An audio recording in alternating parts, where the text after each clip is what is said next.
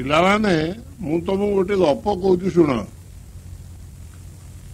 ଥରେ ସ୍ୱର୍ଗ ରାଜ୍ୟରେ ବଡ ବିଶୃଙ୍ଖଳା ଦେଖାଦେଲା। ଦେବତା ମାନେ ଏପାକ ସେପାକ ବୁଲୁଥାନ୍ତି, ପରସ୍ପର ଭିତରେ କଣ ଗୋଟେ ଫୁସୁର ଫାସି ରହୁଥାନ୍ତି। ତାଙ୍କୁ ଯେମିତି ଗୋଟେ ଭାଳେଣି ପଡିଛି, କଣ ଗୋଟେ ବିପଦ ପଡିଛି ସେ କଥା ଜଣା ପଡୁଛି। ପଚାରି ବୁଝିବାକୁ ହେଲା ଯେ ପୃଥିବୀରେ ଦୀର୍ଘ ଦିନ ହେଲା ବର୍ଷା ହେଇନି, ପୃଥିବୀ ଧୁ ଧୁ ହେଇ ଜଳୁଛି। ପୃଥିବୀର ଲୋକମାନେ ବହୁ କଷ୍ଟରେ ସୂର୍ଯ୍ୟତାପ ଭିତରେ ଅଧିକ ମରି ହଜି ଗଲେଣି।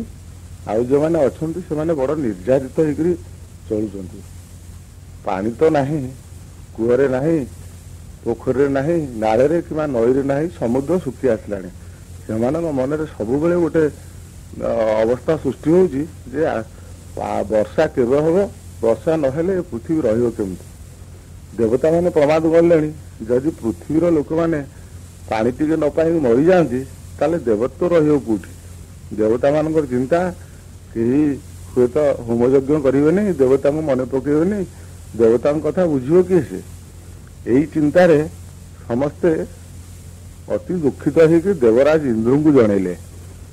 ଇନ୍ଦ୍ରଙ୍କ ପାଖରେ ଯେତେବେଳେ କଥାଟା ପଡିଲା, ସେ ଗୋଟେ ଜରୁରୀ ବୈଠକ ଡକେଇଲେ ଏବଂ ସବୁଯାକ ଦେବଦେବୀ ସେଠାରେ ଯୋଗ ଦେବା ପାଇଁ ଅନୁରୋଧ କଲେ।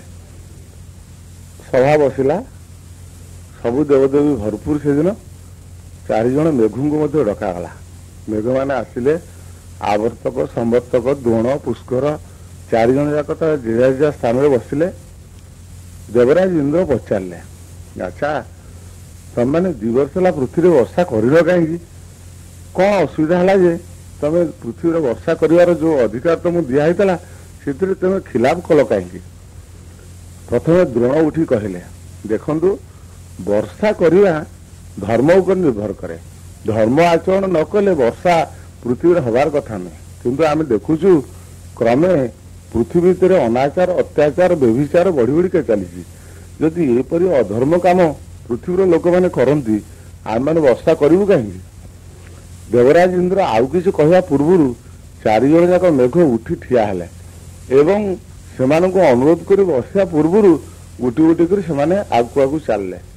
ପଛରେ ଯେତେବେଳେ ତାଙ୍କୁ ଡକାଗଲା, ସେ କହିଲେ, ଦେଖନ୍ତୁ ଆଉ ଥରେ ଆପଣ ଆମକୁ ଡାକନ୍ତୁ ନାହିଁ, ଆପଣ ଗୋଟିଏ କଥା କରନ୍ତୁ, ପୃଥିବୀରେ ଧର୍ମରାଜ୍ୟ ପ୍ରତିଷ୍ଠା କରନ୍ତୁ, ଯାହା ଫଳରେ ଆମେ ନିଶ୍ଚିତ ଭାବରେ ବର୍ଷା କରିବୁ। ଯେପର୍ଯ୍ୟନ୍ତ ଧର୍ମରାଜ୍ୟ ପ୍ରତିଷ୍ଠା ନ ହେଇଛି ଆମେ ବର୍ଷା କରିବୁ ନାହିଁ। ସେମାନେ ଚାଲିଗଲେ।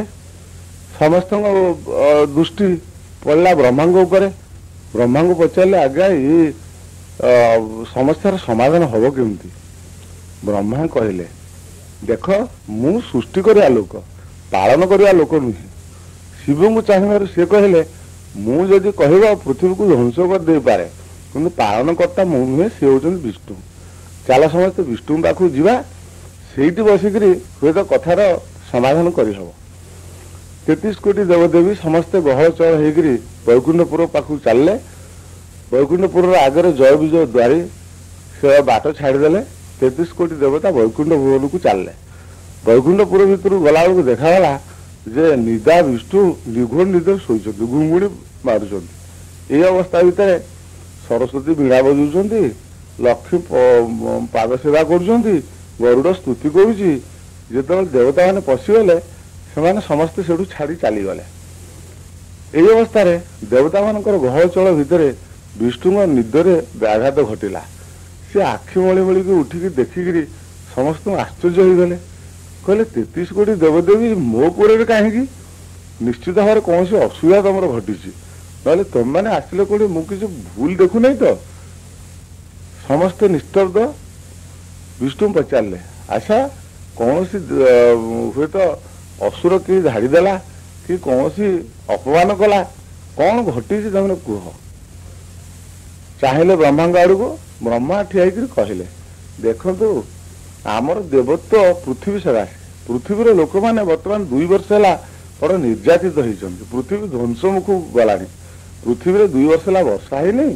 ଆଚ୍ଛା ବର୍ଷା ଯଦି ନ ହୁଏ ଆମ ଦେବତ୍ୱ ରହିବ କୋଉଠି? ଆମର ପୂଜା ଆରାଧନା କରିବ କିଏ? ହୋମଯଜ୍ଞ କରିବ କିଏ? ଆପଣ ଏକଥା ବିଚାର ନ କଲେ ପୃଥିବୀ ନ ରହିଲେ ଦେବତ୍ୱ ରହିବନି। ବିଷ୍ଣୁ ପଚାରିଲେ ଆଚ୍ଛା ବର୍ଷା ହେଇନି କାହିଁକି? ଇନ୍ଦ୍ରଙ୍କ ଆଡକୁ ଚାହିଁଲେ। ଇନ୍ଦ୍ର ଠିଆ ହେଇ ହାତ ଯୋଡି କହିଲେ ଆଜ୍ଞା ଦେଖନ୍ତୁ ମେଘମାନଙ୍କୁ ମୁଁ ଡାକିକିରି ପଚାରିବାକୁ ସେମାନେ କହିଲେ ଯେ ଧର୍ମ ବର୍ଷାରୁ ହୁଏ। ଆଚ୍ଛା ବର୍ଷା ଧର୍ମରୁ ହୁଏ। ଯଦି ଧର୍ମରାଜ୍ୟ ପୃଥିବୀରେ ନାହିଁ ବା ଧର୍ମ ପୃଥିବୀରେ ଅନାଚାର ଅତ୍ୟାଚାର ଭିତରେ ଧର୍ମ ଲୋପ ପାଇଛି ଆମେ କେବେ ବର୍ଷା କରିବୁ ନାହିଁ। ଏହା କହି ସେମାନେ ଚାଲିଗଲେ। ମୋ କଥା ସେମାନେ ମାନୁନାହାନ୍ତି, ମୁଁ କରିବି କଣ? ପୃଥିବୀରେ ବର୍ଷା ହବ କେମିତି ଆପଣ ତାର ବିଚାର କରନ୍ତୁ। ବିଷ୍ଣୁ ଟିକେ ଚିନ୍ତିତ ହେଲେ, ଅତି କଷ୍ଟରେ ଭାବିଛନ୍ତି କିଛି ଗୋଟେ ସମାଧାନ କରିବା ପୂର୍ବରୁ ଶିବ ଉଠି ଠିଆକି କହିଲେ ଦେଖନ୍ତୁ ଆପଣ ଏହାର ସମାଧାନ ଆଜି ଯଦି ନ କରନ୍ତି ତାହେଲେ ବୈକୁଣ୍ଠପୁର ଛାଡିକି ଆମେ ଯିବୁ ନାହିଁ। ବିଷ୍ଣୁ ଆହୁରି ଟିକେ ଗଭୀର ଚିନ୍ତା କରି କହିଲେ ଆଚ୍ଛା ହଉ ଦେବତାମାନେ ଯେଝା ଯେଝା ପୁରକୁ ଫେରିଯାଆନ୍ତୁ, କାଲି ସକାଳେ ନିଶ୍ଚିତ ଭାବରେ ବର୍ଷା ହବ। ବର୍ଷା ଯଦି ନ ହୁଏ ତାହେଲେ ମତେ କହିବ। ଏମାନେ ସବୁ ଆଶ୍ଚର୍ଯ୍ୟ ହେଲେ। 2 ବର୍ଷ ହେଲା ମେଘମାନେ ବର୍ଷା କରିନାହାନ୍ତି, ବିଷ୍ଣୁ କହୁଛନ୍ତି କାଲି ସକାଳେ ବର୍ଷା ହବ। କେହି ତାକୁ ବିଶ୍ୱାସ କରିପାରିଲେନି। ବିଷ୍ଣୁ ଆହୁରି ଦୃଢ ସ୍ୱରରେ କହିଲେ ଦେଖ କାଲି ସକାଳୁ ନିଶ୍ଚିତ ଭାବରେ ପୃଥିବୀରେ ବର୍ଷା ହବ, ତମେ ଦେଖିବ ଯଦି ବର୍ଷା ନ ହୁଏ ମୋ ପାଖକୁ ଆସିବ। ଗୋଟି ଗୋଟି ବୈକୁଣ୍ଠପୁର ଛାଡି ଚାଲିଲେ। କିଛି ବାଟ ଆସିସାରିଲା ପରେ ଅନ୍ୟମାନେ ବ୍ରହ୍ମାଙ୍କୁ କହିଲେ ଦେଖ ଯେ ବିଷ୍ଣୁ ତ ଭୋଳାନାଥ, ଆଜି କଥା କାଲିକୁ ମନେ ନଥିବ, ତମେ ଆଉ ଥରେ ଯାଇକି ପଚାରି ଆସ ପ୍ରକୃତ କାଲି ବର୍ଷା ହବ ତ? ଏ କଥା ଯେମିତି ଶୁଣିଲେ ପୁଣି ବ୍ରହ୍ମା ଥ ମହ ହେଇକି ପୁଣି ଥଙ୍ଗେଇକିରି ବୁଢା ପୁଣି ଆଉଥରେ ବୈକୁଣ୍ଠପୁରକୁ ଗଲେ। ବିଷ୍ଣୁଙ୍କୁ ଆଉଥରେ ସଚେତନ କରିଦେଇ କହିଲେ ଦେଖନ୍ତୁ ଆପଣ କହିଲେ କାଲି ବର୍ଷା ହବ ତ ପୃଥିବୀରେ? ବିଷ୍ଣୁ ଆଉ ଟିକେ ହସିକିରି କହିଲେ ଦେଖ ମୁଁ ଯାହା କହେ ତାହା ହିଁ କରେ। କାଲି ସକାଳୁ ଯଦି ବର୍ଷା ନ ହୁଏ ମୋ ପାଖକୁ ଆସିବ, ତମେ ସେ ପର୍ଯ୍ୟନ୍ତ ଧୈର୍ଯ୍ୟ ଧର। ଦେବତାମାନେ ତାପରେ ଆଉ ଗୋଟେ ଜାଗାରେ ଏକତ୍ରିତ ହେଇକି ଚିନ୍ତା କଲେ ଆଚ୍ଛା ବିଷ୍ଣୁ ବର୍ଷା କରେଇବେ କେମିତି? ନିଶ୍ଚିତ ରାତିରେ ମେଘମାନଙ୍କୁ ଡାକିବେ, ତାଙ୍କୁ ଫୁସଲା ଫୁସଲି କରିବେ ଏବଂ ବର୍ଷା କରେଇବେ। ଆଚ୍ଛା ତାହେଲେ ଆମେ ଗୋଟେ କଥା କରିବା, ରାତିରେ ଆମେ ଜଗିବା। ଜଗିବାଟା ଏଇଆ ହବ ଯେ କେତେକ ଦେବତା ମେଘ ଯୋଉଠି ଅଛନ୍ତି 4 ମେଘ ତା ଚାରି ପାଖରେ ଜଗିବେ ଏବଂ କେତେକ ବୈକୁଣ୍ଠପୁର ଜଗିବେ। ଏମିତି ଘେରୋଇ ଭିତରେ ସେମାନଙ୍କୁ ରଖି ଆମେ ରାତି ସାରା ଦେଖିବା ଯେ ମେଘ ବିଷ୍ଣୁଙ୍କ କତିକି ଆସିନାହାନ୍ତି କିମ୍ବା ବିଷ୍ଣୁ ମେଘଙ୍କ କତିକି ଯାଇନାହାନ୍ତି। କାଲି ସକାଳୁ କେମିତି ବର୍ଷା ହବ ଏ ସମାଧାନ ବିଷ୍ଣୁ କେମିତି କରିବା ଆମେ ଦେଖିବା। ସେୟା ହେଲା। 2 ଦଳ ହେଇ ଦେବତାମାନେ 2 ପାଖରେ ଜଗିଲେ। ରାତି ପାହିଲା, ସକାଳ ହେଲା, ଫର୍ଚ୍ଚା ଦେଖାଗଲା, ସୂର୍ଯ୍ୟୋଦୟ ହେଲା, କଅଁଳିଆ ସୂର୍ଯ୍ୟ କିରଣ ପୃଥିବୀ ଉପରେ ପଡିଲା ଏବଂ ସମସ୍ତେ ଉଦ୍ଗିର ହେଇ ଚାହିଁ ରହିଥାନ୍ତି ପୃଥିବୀରେ ବର୍ଷା ହବ, ବିଷ୍ଣୁ ତାଙ୍କ କଥା କେମିତି ପାଳନ କରିବେ। ପ୍ରଚଣ୍ଡ ସୂର୍ଯ୍ୟ କିରଣ କ୍ରମେ ମାଡି ଆସୁଛି, କେମିତି ଭାବରେ ଏକଥା ସମ୍ଭବ ହବ। ମେଘମାନେ 4 ମେଘ ମଧ୍ୟ ଏକଥା ଶୁଣି ସାରିଛନ୍ତି ଯେ ବିଷ୍ଣୁ ଆଜି ବର୍ଷା କରେଇବେ। ମେଘମାନେ ମଧ୍ୟ ଚାହୁଁଥାନ୍ତି ଯେ ଧାରଣା କରୁଥାନ୍ତି ବୋଧେ ବିଷ୍ଣୁ ଆଉ 4ଟା ମେଘ ନୂଆ ତିଆରି କରିବେ, ଆମକୁ ବରଖାସ୍ତ କରିଦେଇ ସେମାନଙ୍କୁ ତାଙ୍କରି ସାହାଯ୍ୟରେ ବର୍ଷା କରେଇବେ। ସେମାନେ ବି ଚାହିଁଥାନ୍ତି। ଏମିତି ଅବସରରେ ପରିବେଶ ଭିତରେ ଦେଖାଗଲା ଗୋଟେ ଶୁଖିଲା ନଈ ଭିତରେ ଗୋଟେ କେଉଟୁଟେ ଜାଲ କାନ୍ଧରେ ପକେଇ ପକେଇ ଚାଲିଛି। କିଛି ବାଟ ଗଲା, ସେ କାନ୍ଧରୁ କାଢିଦେଲା ଜାଲ, ପୁଣି ଖେପା କରି ଧରିକିରି ସେ ପକେଇଲା, ଜାଲ ପକେଇଲା। ଜାଲ ପକେଇକିରି ଗୋଟେ ଖେପା ପକଉଥାଏ ପୁଣି ଟାଣୁଥାଏ, ପୁଣି ଖେପା ପକଉଥାଏ ପୁଣି ଟାଣୁଥାଏ। ଏମିତି ଭାବରେ କିଛି ବାଟ ପକେଇ ପକେଇ ଚାଲିଲା। ତାପରେ ଦେଖାଗଲା ଯେ ଆକାଶରେ ମେଘ ଯେ 4 ମେଘ ଯାକ ଚାହିଁ ନାହାନ୍ତି, ଜଣେ ଜଣକୁ କହୁଛି ଆଚ୍ଛା ଏଇ ବୁଢାଟା କଣ ପାଗଳ? ଶୁଖିଲା ନଈ, ପାଣି ନାହିଁ, ମାଛ ନାହିଁ, ଇଏ ଶୁଖିଲା ନଈରେ ଜାଲ ପକଉଛି କାହିଁକି? ଜଣେ କହିଲା ଆଚ୍ଛା ଭାଇ ଟିକେ ଯାଇ ବୁଝି ଆସ ତ କାହିଁକି ସେ ଲୋକଟା ଶୁଖିଲା ନଈରେ ଜାଲ ପକଉଛି। ଗୋଟେ ମେଘ ଆସିଲା, ଆସି କହିଲା ମଉସା ମୋ କଥା ଟିକେ ଶୁଣିବ। ନା କଣ ବାପା? ନା ତମେ ଶୁଖିଲା ନଈ ଧରେ ପାଣି ନାହିଁ, ମାଛ ନାହିଁ, ତମେ କେମିତି ଭାବରେ ଜାଲ ପକଉଛ? କାହିଁକି ବା ପକଉଛ? ବୁଢାଟି ଆଉ ଟିକେ ମୁଣ୍ଡ ଟେକି କହିଲା, ଟିକେ ଅଳ୍ପ ହସିକିରି କହିଲା ଦେଖ ବାପ, ଆଜି ହୁଏତ ପାଣି ନାହିଁ, ଆଜି ହୁଏତ ବର୍ଷା ହେଇନି, ମାସକ ପରେ ବର୍ଷା ହବ କି ବର୍ଷକ ପରେ ବର୍ଷା ହବ, ଦିନେ ବର୍ଷା ହବ, ନଈରେ ନିଶ୍ଚିତ ଭାବରେ ପାଣି ଆସିବ ଏବଂ ମାଛ ଆସିବ। ମତେ ତ ସେଦିନ ପୁଣି ପକେଇବାକୁ ପଡିବ ଜାଲ। ଆଚ୍ଛା ଯଦି ମୋ ଅଭ୍ୟାସଟା ଆଜି ମୁଁ ଛାଡି ଦେଇଥାଏ ଏବଂ ଯଦି ମୁଁ ଏଇ ଅଭ୍ୟାସଟା ଆଜି କରି ନ ରଖିଥାଏ ତାହେଲେ ସେଦିନ ଯେତେବେଳେ ବର୍ଷା ହବ, ଯେତେବେଳେ ନଈରେ ପାଣି ଆସିବ, ଯେତେବେଳେ ମାଛ ଆସିବ, ମୁଁ ଆଉ ଥରେ ଜାଲ ପକେଇବା ଅଭ୍ୟାସ ରଖିବି କେମିତି, ବା ଏ ଅଭ୍ୟାସଟା ଯଦି ମୋର ନଥାଏ ସେଦିନ ଜାଲ ପକେଇ ପାରିବି କେମିତି। ତେଣୁ ସେଦିନ ପାଇଁ ମୁଁ ପ୍ରତିଦିନ ମୋର ଅଭ୍ୟାସ ନିଜେ ନିଜେ କରି ରଖିଛି ଯେ ଅଭ୍ୟାସ ଥିଲେ ଯୋଉଦିନ ବର୍ଷା ହବ, ଯୋଉଦିନ ପାଣି ଆସିବ, ଯୋଉଦିନ ମାଛ ଆସିବ ନଈ ଦେହରେ ମୁଁ ପକେଇବା ପାଇଁ, ଜାଲ ପକେଇବା ପାଇଁ ଏ ଅଭ୍ୟାସ ଅନବରତ ମୁଁ କରି ଶିଖିଛି ଏବଂ ପ୍ରତିଦିନ ମୁଁ ଏ ଅଭ୍ୟାସ କରୁଛି। ମେଘଟି ଫେରିଗଲା, ତାର ତିନି ବନ୍ଧୁଙ୍କୁ କହିଲା ଯେ ବୁଢା ଗୋଟେ ଭଲ କଥା କହିଲା। ସମସ୍ତଙ୍କୁ ପଚାରିଲେ କଣ ଭଲ କଥା କହିଲା? ଇଏ ସେଠୁ କହିଲା ଯେ ବୁଢାଟି ଜାଲ ପକଉଛି, ଯୋଉଦିନ ବର୍ଷା ହବ, ଯୋଉଦିନ ପାଣି ଆସିବ, ଯୋଉଦିନ ମାଛ ହେବେ ସେଦିନ ସେ ଜାଲ ପକେଇବ। ତେଣୁ ଆଜିଠୁ ସେ ଅଭ୍ୟାସ କରି ରଖୁଛି, ଏ ଅଭ୍ୟାସ ଥିଲେ ସେ ସେଦିନ ସହଜରେ ଜାଲ ପକେଇ ପାରିବ। ଆଚ୍ଛା, ବର୍ତ୍ତମାନ ସେ ତିନି ମେଘ ପରସ୍ପର ଆଡକୁ ଚାହିଁଲେ ଏବଂ ଏ ମେଘଟି ମଧ୍ୟ ଯୋଗ ଦେଲା। ସମସ୍ତେ ପରସ୍ପର ଆଡକୁ ଚାହିଁକିରି ଚିନ୍ତା କଲେ ଯେ ଆମେ 2 ବର୍ଷ ହେଲା ଆମେ ତ ବର୍ଷ। ପିଲାମାନେ ରୁଷ ଦେଶର ଗୋଟେ ଗପ କହୁଛି, ମନେ ରଖିବ। ପିଲାମାନେ ରୁଷ ଦେଶର ଗୋଟେ ଗପ ମୁଁ ତୁମକୁ କହିବି। ସେ ଗପଟି ହେଲା, ରୁଷ ଦେଶରେ ସବୁବେଳେ ତ ଥଣ୍ଡା ପଡେ, ଭାରି ଶୀତ, ବରଫ ବି ପଡେ। ଶୀତ ଦିନର କଥା, କନକନିଆ ଶୀତ ପଡିଥାଏ। ଗୋଟେ ଗରିବ ପରିବାର, ମୋଚି ପରିବାର କଥା କହୁଛି। ସେ ମୋଚି ପରିବାର ଭିତରେ ମୋଚି ତା ସ୍ତ୍ରୀ 2 ଜଣ ଯାକ ରାତି ହେଇଥାଏ, ଗୋଟେ ନିଆଁ ଉମୁହି ପାଖରେ 2 ଜଣ ଯାକ ବସିଥାନ୍ତି, ପରସ୍ପର ଭିତରେ କଥା ହଉଥାନ୍ତି।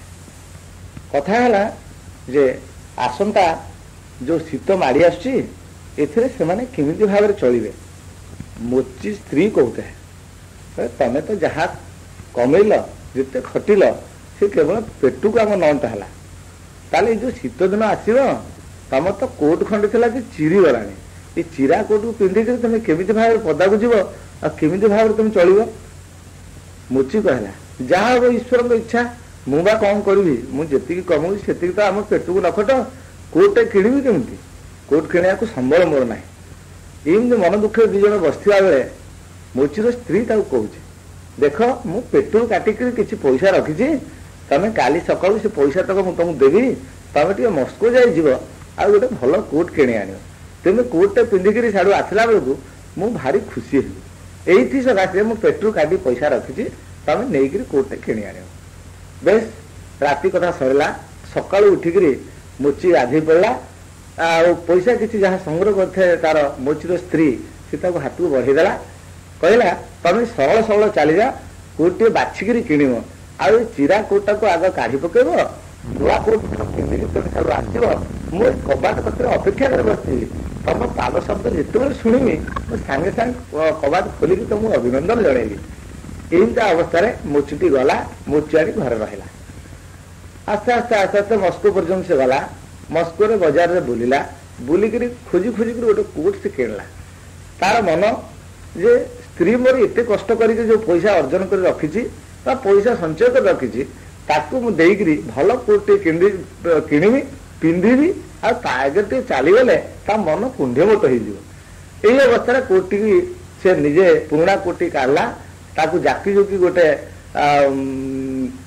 ଜାଗାରେ ବାନ୍ଧିକି ରଖିଲା, ଆଉ ନୂଆ କୋଟଟି ପିନ୍ଧି ଧୀରେ ଧୀରେ ଚାଲିଲା ଘର ଆଡକୁ। ଆସୁ ଆସୁ ବାଟରେ ସନ୍ଧ୍ୟା ହେଇଗଲା। ସନ୍ଧ୍ୟା ବି କ୍ରମେ ଗଡିକିରି ଟିକେ ରାତି ହେଇଗଲା, ଜହ୍ନ ରାତି ହେଇଥାଏ। ସେ ଦୂରରୁ ଏମିତି ରାସ୍ତାରେ ନିଛାଟିଆ ରାସ୍ତା ଭିତରେ ଚାଲୁଛି, ଆଉ ଦେଖାଗଲା ଯେମିତି ଆକାଶରୁ ଗୋଟେ ଯେମିତି ତାରା ଖସି ପଡୁଛି, ତାକୁ ଦେଖାଗଲା। ଏଇ ସବୁ ରାସ୍ତା ଆସିଲା, କହିଲେ ତାରାଟେ କଣ ଖସି ପଡିଲା, ଟିକେ ବିସ୍ମୟ ମନ ଭିତରେ ତାର ଆସିଲା। ଚାଲିଥାଏ, ରାସ୍ତା କର ଦେଇକି ଯାଉଛି, ତାପରେ ସେ ହଠାତ୍ ଗୋଟେ ଚର୍ଚ୍ଚ ପାଖ ଦେଇ ଗଲା। ଚର୍ଚ୍ଚ ପାଖ ଦେଇ ଚାଲିଲା ବେଳେ ରାସ୍ତା କରରେ ସେ ଦେଖିଲା ଗୋଟେ ଲୋକ ଯେମିତି ସେଠି ଠିଆ ହେଇଛି, ଧଳା ଧଳା ହେଇ ଦେଖାଯାଉଛି, ଦିହରେ ଲୁଗା ନାହିଁ, ଏମିତି ଅବସ୍ଥାରେ ଲୋକଟି ସେଠି ଠିଆ ହେଇଛି। ଇଏ ଭାବିଲା ଯେ କଣ ଏଇଟା ଭୂତ ନା ପ୍ରେତ, ଭାବିକିରି ତରତର ହେଇ କିଛି ବାଟ ଆଗକୁ ପଳେଇଲା। ପୁଣି ଭାବିଲା, କହିଲା ଗୋଟେ ଲୋକଟେ ନିରାଶ୍ରୟ ହେଇକି ସେଠି ଠିଆ ହେଇଛି, ଦିହରେ ଲୁଗା ନାହିଁ, ମୁଁ ଛାଡିକି ଯିବାଟା ଉଚିତ ହବନି। ଇଆ ଭାବିକିରି ପୁଣି ଆଉ ଥରେ ପଛକୁ ଫେରିଲା। ଫେରିକିରି ଧୀରେ ଧୀରେ ଲୋକଟି ପାଖକୁ ଗଲା, ଦେଖିଲା ଦିହରେ ଲୁଗା ନାହିଁ, ଶୀତରେ ଠକ୍ ଠକ୍ ହେଇ ଥରୁଛି। ଇଏ କଣ ଭାବିଲା, ତାକୁ ପଚାରିଲା, ଆରେ ତୁ କିଏ ସେ, କାହିଁକି ଏମିତି ଥରୁଛୁ ମତେ କହ। ଲୋକଟି ପାଟିରୁ କଥା ପଦେ ବି ବାହାରୁନି। ସେ ସେଇଠି ଠିଆ ହେଲା, କିଛି କଥା ଯେତେବେଳେ ନ ଶୁଣିଲା, ସେ ଭାବିଲା ବୋଧେ ଶୀତ ଦିହରେ ଏ କାଲୁଆ ପାଲଟି ଯାଇଛି ଆଉ ତାକୁ ପାଟିରୁ କଥା ବାହାରୁନାହିଁ। ଏହା ଭାବି କିଛି ଭାବିନି ସେ ନିଜର କୋଟଟାକୁ କାଢିକି ନୂଆ କୋଟକୁ କାଢିକି ତାକୁ ପିନ୍ଧେଇ ଦେଲା ଆଉ ପୁରୁଣା କୋଟକୁ ନିଜେ ସେ ଚିରା କୋଟ ଖଣ୍ଡ ପିନ୍ଧିଲା। ଆସ୍ତେ ଆସ୍ତେ ତାକୁ ଡାକିଲା ନିଜ ଘର ଆଡକୁ ଯିବା ପାଇଁ। ଦି ଜଣ ଯାକ ଚାଲିଲେ। ରାସ୍ତା ସାରା ଚାଲି ଚାଲି ଆସିଛନ୍ତି, କେହି କାହାକୁ କଥା ପଦେ ବି କହିନାହାନ୍ତି, ଚାଲିଥାନ୍ତି। ଆଗରେ ମୋଚି, ପଛରେ ଏଇ ଯୋଉ ଲୋକଟି। କ୍ରମେ ତା ଘର ନିକଟରୁ ନିକଟତର ହେଲା। ସେତେବେଳେ ତା ସ୍ତ୍ରୀ କବାଟ କଣରେ ବସିକିରି ଚିନ୍ତା କରୁଥାଏ ଯେ ବର୍ତ୍ତମାନ ମୋ ସ୍ୱାମୀ ଆସିବ, ପାଦ ଶବ୍ଦ ଶୁଭିବ, ଜୋତା ଶବ୍ଦ ଯେମିତି ଶୁଭିବ ମୁଁ କବାଟ ଖୋଲିଦେବି ଆଉ ଭିତରକୁ ପଶି ଆସିଲେ ମୁଁ ତାକୁ ଅଭିନନ୍ଦନ ଜଣେଇ ତାକୁ କୁଣ୍ଢେଇକିରି ଘରକୁ ନେଇଯିବି। ଏଇ ଅବସ୍ଥାରେ କାନ କାଢିକରି ସେଠି ବସିଥାଏ। ଏଇ ସମୟରେ ଜୋତା ଶବ୍ଦ ଶୁଭିଲା, କିନ୍ତୁ ଜୋତା ଶବ୍ଦ ଆଉ ଗୋଟେ ନୁହଁ, ଯୋଡ଼େ ଜୋତା ଶବ୍ଦ ତାକୁ ଶୁଭିଲା। ସେ ଧୀରେ ଧୀରେ ଧୀରେ ଧୀରେ ସେ କବାଟ କତିକି ଆସିଲା, କବାଟ ଖୋଲିଦେଲା ଆଉ ଦେଖିଲା ଯେ ପ୍ରକୃତ ଦି ଜଣ, ଆଗରେ ତାର ସ୍ୱାମୀ, ପଛରେ ଅପରିଚିତ ଗୋଟେ ଲୋକ। ଦି ଜଣ ଘର ଭିତରୁ ବସିଲେ। କିନ୍ତୁ ତା ମନରେ ବଡ କଷ୍ଟ ହେଲା, ଦୁଃଖ ହେଲା, ରାଗ ମଧ୍ୟ ହେଲା ଯେ ମୁଁ ଏତେ ପଇସା ସଞ୍ଚୟ କରି ତାକୁ ଦେଇଥିଲି, କୋଟ କିଣା ହେଲା, ଅଥଚ ଯୋଉ ଚିରା କୋଟ ପିନ୍ଧିଛି ସେଇଆ ଆଉ ନୂଆ କୋଟ ଗୋଟେ ଅନ୍ୟ ଲୋକଟି ପିନ୍ଧିକି ଆସିଛି। ଭାରି ରାଗିକିରି ଆମକୁ କିଛି ନ କହି ତମତମକି ଘରକୁ ପଳେଇଲା। ଏଇ ସମୟରେ ସେ ଲୋକଟିକୁ ବସେଇ ଦେଇ ମୁଚି ଘରକୁ ଗଲା। ଘରକୁ ଯାଇ କହିଲା, ଦେଖ ମୁଁ ତମ ପଇସାରେ କୋଟ କିଣିଥିଲି, କୋଟ ପିନ୍ଧିକିରି ଆସୁଥିଲି, ବାଟରେ ଦେଖିଲି ନିରାଶ୍ରୟ ଲୋକଟି ଏମିତି ଶୀତରେ ଠକଠକ ପାଉଛି, ମୋ ମନରେ ଦୟା ହେଲା, ତାକୁ ପିନ୍ଧେଇ ଦେଲି। ଏଇ ସମୟ ଭିତରେ ଯେ ସ୍ତ୍ରୀଟି ଅତି ରାଗ ହେଇଯାଇଥାଏ ଏବଂ ରାଗିକିରି ତା ପାଟିରୁ କଥା ବି ବାହାରୁ ନଥାଏ। ମନେ ମନେ ଭାବୁଥାଏ ମୁଁ ତ ଦି ଜଣ ପାଇଁ ରୁଟି କରିଛି, ଯାହା ଟିକେ ଝୋଳ କରିଛି ଆମେ ଦି ଜଣ ଖାଇବା କଥା, ଆଉ ଜଣକୁ ଡାକି ଆଣି ତାକୁ ଖାଇବାକୁ ଦେବି କଣ? ଏମିତି ରାଗ ତମତମ ହେଇକିରି ସେ ପଦାକୁ ବାହାରି ଆସିଲା। ଆସିକିରି ପୁଣି ଥରେ ସେ ଲୋକ କତିକି ଆସିଲା। ସେ ନୂଆ ଲୋକଟି ତାକୁ ଚାହିଁଦେଲା, ତାକୁ ଯେମିତି ୟା ମନରେ କଣ ପରିବର୍ତ୍ତନ ହେଇଗଲା। ଦେଖିଲେ ପ୍ରକୃତ ଲୋକଟି ନିରାଶ୍ରୟ କରି ଦେଖାଯାଉଛି, ଅତି ସରଳ ଦେଖାଯାଉଛି, ଯେମିତି ତାର ପାଟିରେ କଥା ନାହିଁ, ଯେମିତି ତାର ଜୀବନରେ କିଛି ସ୍ଫୁରଣ ନାହିଁ, ସେ କିଛି ଜାଣିପାରିଲାନି। ଏଇ ଅବସ୍ଥା ଭିତରେ ସେ ତ ତାକୁ ଦେଖି ତାର ଦୟା ହେଲା, ଦୟା ହେଇକି ଯାଇ ତା ପାଖରେ ଠିଆ ହେଲା ଏବଂ ତାକୁ ତାଙ୍କର ଯାହା ରୁଟି ଝୋଳ କରିଥିଲେ ତା ଦେହରୁ ଅଧେ ତାକୁ ଆଗ ଖାଇବାକୁ ଦେଇଦେଲା। ସ୍ତ୍ରୀ ଲୋକଟି ଏ ବ୍ୟବହାରରେ ଯେତେବେଳେ ତାକୁ ଖାଇବାକୁ ଦେଲା ସେତେବେଳେ ସେ ଲୋକଟି ଟିକିଏ ହସିଲା। ତାପରେ ଏଇ ଦି ଜଣ ଯାକ ବାକି ଯେତକ ରହିଲା, ଏ ଦି ଜଣ ଯାକ ସ୍ୱାମୀ ସ୍ତ୍ରୀ ଖାଇକି ରାତିରେ ଶୋଇଲେ। ଏ ଲୋକଟି ସେଠି ପଦାରେ ଶୋଇଲା। ରାତି ସକାଳ ହେଲା। ସକାଳ ହେଇସାରିଲା ପରେ ମୁଚିଟି ଉଠିଲା। ମୁଚିର କାମ ହଉଛି ଜୋତା ସିଲେଇ କରିବା। ସିଏ ଆସି ସେ ନୂଆ ଲୋକଟି ପାଖରେ ଠିଆ ହେଲା, କହିଲା ଦେଖ ଆମେ ଦରିଦ୍ର ପରିବାର, ଆମେ ରୋଜଗାର କରି ଜୋତା ସିଲେଇ କରି ପେଟ ପୋଷୁ, ଆଉ ତମେ ଯଦି ଆମ ଘରକୁ ଆସିଲ, ତମେ ଯଦି କିଛି କାମ ନ କରିବ ତାହେଲେ ତମେ ଏଠି ପେଟ ପୋଷିବ କେମିତି? ତେଣୁ ମୁଚିଟି ଏଇ କଥା ପ୍ରଶ୍ନ ପଚାରି ଯେତେବେଳେ ତା ମୁହଁକୁ ଚାହିଁଲା, ଲୋକଟି ଧୀରେ ପାଟି ଖୋଲିଲା, କହିଲା ଆପଣ ଯୋଉ କାମ ମତେ ଦେବେ ସେ କାମ ମୁଁ କରିବି। ମୁଚି କହିଲା ମୋର ତ କାମ ହଉଛି ଜୋତା ସିଲେଇ। ଏ ଲୋକଟି କହିଲା ମୁଁ ବି ଜୋତା ସିଲେଇ କରିବି। ଦି ଜଣ ଯାକ ଜୋତା ସିଲେଇ ଘରକୁ ଗଲେ ଏବଂ ମୁଚିଟି ତାକୁ ଜୋତା ସିଲେଇ କରିବା ପଦ୍ଧତି ଶିଖେଇ ଦେଲା। ଯେମିତି ଶିଖେଇ ଦେଲା ସେ ମୁଚି ଚାହିଁଛି ତା ମନକୁ ମନ ସେ ସିଲେଇ କରି ଚାଲିଗଲା। ଯେମିତି ବହୁତ ଦିନର ଅଭ୍ୟସ୍ତ ଜୋତା ସିଲେଇ କଲା ବାଲା ସେମିତି କାମ କଲା। ମୋଟେ 4-6 ଦିନ ପରେ ସେ ଲୋକଟା ଜୋତା ସିଲେଇରେ ଉସ୍ତାଦ ହେଇଗଲା। କ୍ରମେ ମାସକ ପରେ ସେ ସହର ଯେତେ ଲୋକ ସମସ୍ତେ ଜୋତା ସିଲେଇ କରିବାକୁ ତା ପାଖକୁ ଆସିଲେ ଏବଂ ଜୋତା ମାପ ଦେଲେ, ଚମଡା କାଟିକିରି ସିଲେଇ କଲା, ସମସ୍ତେ ପ୍ରଶଂସା କଲେ, ବହୁ ପଇସା ଆସିଲା, ଏମାନେ ଘରେ ଚଳିଲେ। ଏମିତି କିଛି ଦିନ ଚାଲିଲା। ଗଲା ପରେ ଦିନକର କଥା, ସେଇ ସହରର ଯେ ଜମିଦାର, ଯେ ସବୁଠୁ ବଡ ଲୋକ, ସିଏ ଦିନେ ଘୋଡା ଗାଡିରେ ବସିକିରି ଆସିଲା। ତାର କଚୁଆନା ଆସିଥାଏ, ତା ସାଙ୍ଗରେ 2ଟା ଲୋକ ଆସିଥାନ୍ତି। ସେ ସମସ୍ତେ ଓହ୍ଲେଇ ପଡିଲେ ଆଉ ଜମିଦାର ଜଣକ ଘର ଭିତରକୁ ପ୍ରବେଶ କଲେ। ଘର ଭିତରକୁ ଯାଇକିରି ମୁଚିକୁ ଡାକିଲେ, ଦେଖ ଇଏ ହଉଛି ସବୁଠୁ ଦାମିକିଆ ଚମଡା, ଆଉ ଆକୁ ତମେ ନେଇକିରି ଭଲ ଜୋତା ସିଲେଇ କରିବ, ଆଉ ମୋର ଦରକାର 2 ଦିନ ପରେ ଏଇ ଜୋତା ମୁଁ ନେବି ପିନ୍ଧିବି, କିନ୍ତୁ ମୁଁ ତମକୁ ସାବଧାନ କରିଦେଇଯାଉଛି ଏ ଚମଡା ଦାମ ଖୁବ ବେଶୀ ଏବଂ ତମେ ଜୋତା ସିଲେଇ ଯେମିତି ନିଖୁଣ ହବ। ଲୋକଟି ଏକଥା କହିବା ବେଳେ ଦେଖିଲା ଯେ ଆର ଲୋକଟି ସେ ଜୋତା ମାପ ନେବାକୁ ଆସିଲା, ଗୋଡର ମାପ ନେଲା, ସବୁ ଜୋତାକୁ ସିଲେଇ କରିବାର ଯୋଉ ସବୁ ମାପ ସେଗୁଡିକ ସବୁ ସଜାଇକି ରଖିଲା। ତାପରେ ବଡ ଲୋକଟି ବାହାରିଲେ ଘରକୁ ଯିବାକୁ। ଗଲା ପୂର୍ବରୁ ପୁଣି ତାଗିଦ କରିଦେଇ ଗଲେ ଯେ ମୋ ଜୋତା ଦେହରେ କୌଣସି ଯେମିତି ଭୁଲ ନହେ, ଠିକ ଭାବରେ ଜୋତା ସିଲେଇ କରିବ, ନହେଲେ ଯେତେ ଯାକ ପଇସା ତାର 2 ଗୁଣ ତମଠୁ ମୁଁ ଆଦାୟ କରିବି। ଏ କଥା କହିକିରି ଲୋକଟି ଗଲା। ସେ ଯେମିତି ଯାଇଛି ସେ ବାଟକୁ ଅନେଇକିରି ଏଇ ଯୋଉ ନୂଆ ଲୋକଟି ଜୋତା ସିଲେଇ କରୁଥିଲା ମୋଚି ସାଙ୍ଗରେ ସେ ଟିକେ ଆଉ ଟିକେ ଖୁବ ଜୋରେ ହସିଲା ଏବଂ ହସାରିକିରି ଜୋତା କାଟିଲେ, ଜୋତା ଯୋଉଟା ଚମଡା ଦିଆଗଲା ତାକୁ କାଟିଲା, କାଟିକିରି ଚଟି ସିଲେଇ କଲା। ଆଶ୍ଚର୍ଯ୍ୟ କଥା, ଲୋକଟା ଜମିଦାର ଲୋକ, ସେ କହିକି ଯାଇଛି ଜୋତା ତାର ଦରକାର, କିନ୍ତୁ ଏ କାଟିକିରି ଚଟି ସିଲେଇ କରୁଛି। ଆଶ୍ଚର୍ଯ୍ୟ ହେଇକିରି ମୋଚି ଜଣକ ତାକୁ ଗାଳି ଦେବାକୁ ଯାଉଛି। ଏଇ ସମୟରେ କିଛି ସମୟ ୟା ଭିତରେ କଟି ଯାଇଛି। ଏଇ ସମୟ ଭିତରେ ଜମିଦାରର ଯୋଉ ସାଙ୍ଗରେ ଗୋଟେ ଲୋକ ଆସିଲା, ସେ ଦୌଡ଼ିକିରି ଆଙ୍କ ଘରକୁ ଆସି ପହଞ୍ଚିଲା। କହିଲା ଦେଖ, ଯେ ଜମିଦାର ଯିଏ ଆସିଥିଲେ ସେ ବାଟରେ ଗଲାବେଳେ ତାଙ୍କର ଗାଡି ଓଲଟି ପଡ଼ିଲା, ସେ ମରିଗଲେ ଏବଂ ତାଙ୍କର ଯୋଉ ଜୋତା ପାଇଁ ଦେଇଥିଲେ ଆଉ ଜୋତା ଦରକାର ନାହିଁ, ତାଙ୍କର ଚଟି ହଳେ ଦରକାର। ଆଶ୍ଚର୍ଯ୍ୟ କଥା, ଯେ ଚଟି ତାର ଦରକାର, ଇଏ ଜାଣିଲା କେମିତି ଆଗରୁ ଚଟି ସିଲେଇ କରିଛି। ତେଣୁ ମୋଚି ମନରେ ସନ୍ଦେହ ହେଲା।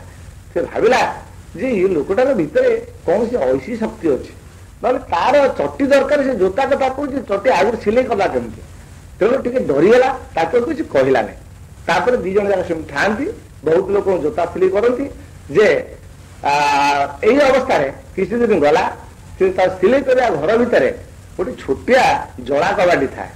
ଦିନେ ବସିକି ସେ ଜୋତା ସିଲେଇ କରୁଛି ନୂଆ ଲୋକଟି, ଦୂରରୁ ଆଉ ଗୋଟେ ଘୋଡ଼ା ଗାଡି ଆସିବାର ଦେଖିଲା। ଘୋଡ଼ା ଗାଡି ବନ୍ଦ ହେଲା, ଦୁଇଟି ଛୋଟିଆ ଛୋଟିଆ 8 ବର୍ଷର ଦୁଇଟି ଛୁଆ ଝିଅ ଦୁଇଟି ଓହ୍ଲେଇ ପଡ଼ିଲେ, ତା ସାଙ୍ଗରେ ତାଙ୍କର ମାଉସୀ ଯେ ସିଏ ମଧ୍ୟ ଓହ୍ଲେଇ ପଡ଼ିଲା। 3 ଜଣ ଯାକ ସବୁ ଆସିଲେ। ଆସିକରି ଏ ଲୋକକୁ କହିଲେ, ମୋଚି କହିଲେ ଯେ ଝିଅ ଦିଦି ଯେ ୟାଙ୍କର ଜୋତା ଦିଟା ଦରକାର, ଦିଅର ତମେ ୟାର ମାପ ନିଅ, ଭଲ ଜୋତା, ସୁନ୍ଦର ଜୋତା ଦେଖିକି ୟାଙ୍କ ପାଇଁ ୟାଙ୍କ ଗୋଡକୁ ତିଆରି କରେଇଦବ। ଜୋତା ମାପ ନେବାକୁ ନୂଆ ଲୋକଟି ଆସିଲା। ସେ ଜୋତା ମାପ ନେଲା ବେଳେ ଦେଖିଲା ଗୋଟିଏ ଲୋକର, ଗୋଟିଏ ଝିଅର ଗୋଡ ଟିକେ କେମ୍ପା, ଟିକେ ଛୋଟାଳିଆ। ସେ ଗୋଟେ ପଚାରିଲା, ଆଚ୍ଛା ମା, ତମେ ଏଇ ଝିଅ ମାନଙ୍କ କଣ ହଉ? ସେଉଠୁ ସେ ସ୍ତ୍ରୀ ଲୋକଟି କହିଲା, ମୁଁ ଏମାନଙ୍କର ମାଉସୀ, ମୁଁ ୟାଙ୍କର ମା ନୁହେଁ। ତାହେଲେ ସେ ଯୋଉ ଲୋକଟି ଆଉ ଥରେ ପଚାରିଲା, ତମେ ଯଦି ତାର ମାଉସୀ, ତା ମା ଗଲା କୁଆଡେ? ନା ମା ତାର ଜନ୍ମ କରିସାରିଲା ପରେ ମରିଗଲା।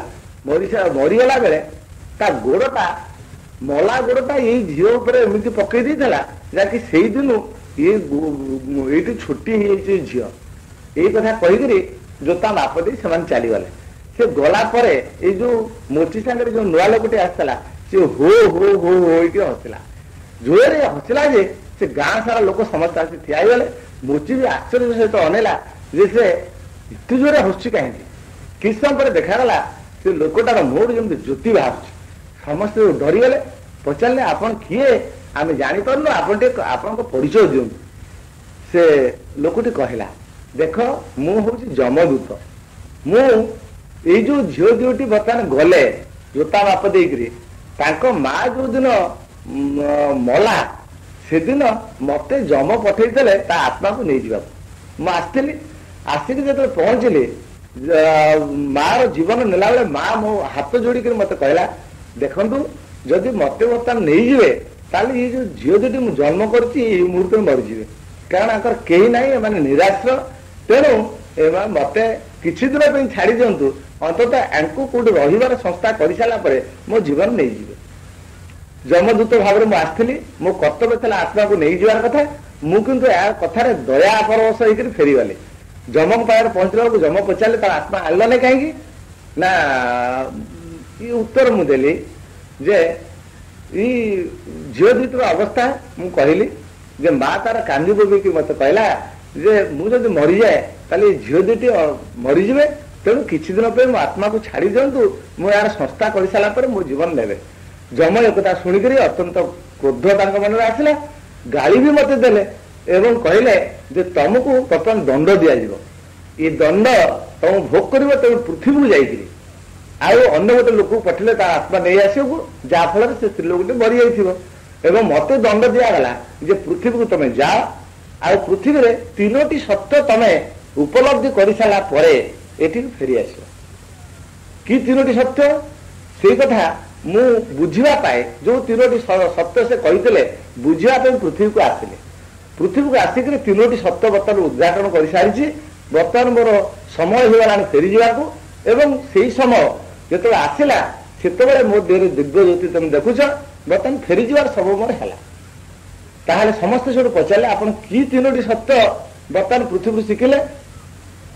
ଲୋକଟି କହିଲା ଯେ ମୁଁ ପ୍ରଥମେ ଯେତେବେଳେ ଆକାଶରୁ ମତେ ଠେଲି ଦିଆଗଲା ମୁଁ ତଳୁ ଖସି ପଡ଼ିଲି ସେତେବେଳେ ଗୋଟେ ଚର୍ଚ୍ଚ ପାଖରେ ଆସି ଠିଆ ହେଇଥିଲି। ଏଇ ଯୋଉ ମୋଚି ଭାଇଟି ବର୍ତ୍ତମାନ ଦେଖୁଛ ସେ ସେଇ ବାଟରେ କୋଟ ନୂଆ କୋଟଟେ ପିନ୍ଧିକିରି ଆସିଥାନ୍ତି। ସେ ଯେତେବେଳେ ମୋ ପାଖ ଦେଇ ଗଲେ ପ୍ରଥମେ ଡରିକିରି ଆଗକୁ ଚାଲିଗଲେ, ତାପରେ ଫେରିଲେ, ଫେରିକିରି ଆସିକିରି ତାଙ୍କର ଦୟା ହେଲା, ନୂଆ କୋଟଟି ମତେ ପିନ୍ଧେଇଲେ, ଚିରା କୋଟ ସେ ପିନ୍ଧିଲେ, ତାପରେ ଧୀରେ ଧୀରେ ଆସିଲେ। ସାଙ୍ଗ ହେଇ ତାଙ୍କ ଘରକୁ ଆସିଲୁ। ତାଙ୍କ ସ୍ତ୍ରୀ ପ୍ରଥମେ ଭାରି ଲାଗି ଯାଇଥିଲେ।